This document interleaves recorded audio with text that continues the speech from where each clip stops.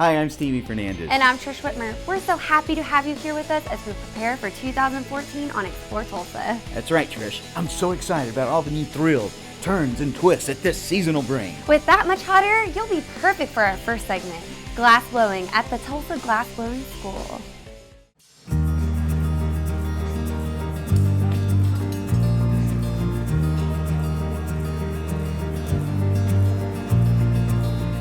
It's a very engulfing media. I mean, it triggers all your senses because we're burning stuff. You're hot. You're sweating. You can get the smoke in your eyes.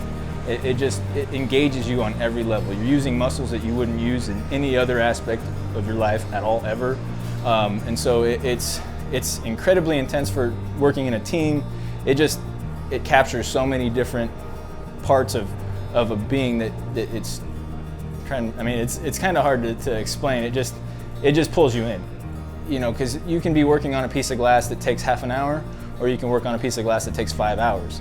But that every minute, every second of that time, whatever it is going to be intense. There's something happening every second, and so having to be focused for 5 hours. I mean, after that piece, you're exhausted, and so it's you know that's what I love about it.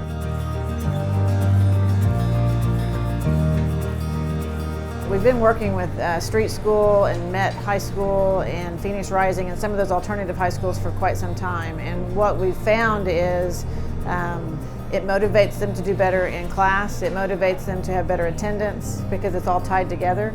But when they get in here, it's a very focused art form, and they have to be able to work together. They can't text each other. They've actually got to talk, you know. So that's the really cool part, because it's kind of taking them out of their comfort zone because they have to communicate, and they can't make each other mad because they're helping each other work. And it's very different from sitting down with pen and paper or paint and canvas, and it takes a team effort to get a piece completed. And I think that's the really neat thing about it, because a lot of these kids don't have that interaction necessarily during the day, and especially not with the adults that are working with them here. And so you've got that different generations trying to communicate and still come up with an end product.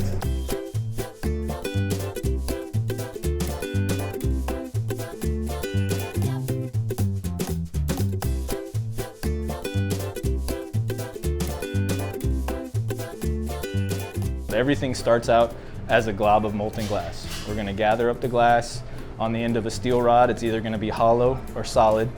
If the rod is solid, the piece will be solid. If the rod is hollow, we can blow air into it to make it a blown form.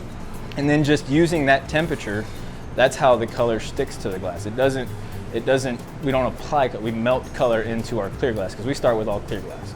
So we'll gather the clear glass out of the furnace, we'll roll it on the table into our patch of color, and then that will melt in, and then we can either gather more clear glass on it or go from there. And it's just a combination of heating, shaping some more. You know, the glass is 2100 degrees, and you kind of keep it within a small window of that so that you can make it work and make it malleable. Once it gets to about 1800 degrees, it doesn't want to move anymore. So, I mean, that tells you how hot it has to be, and it's just right there by their hands. They've got tremendous stamina, but the creativity is the part that I think motivates everybody that's back there. You're limited by what your brain can think of, and so you don't have to make a bowl. You can come in and make a fish, or you can make, you know, some kind of sculpture that you can define for yourself. And it's really fun because you can do it through the hot shop. We've got flat glass where you can do fused glass as well. We do casting, and that's where you're just ladling hot glass into something, or you're putting glass in a mold and melting it. So there are just a lot of different opportunities for people to be creative and think outside of the normal realm of just drawing a picture.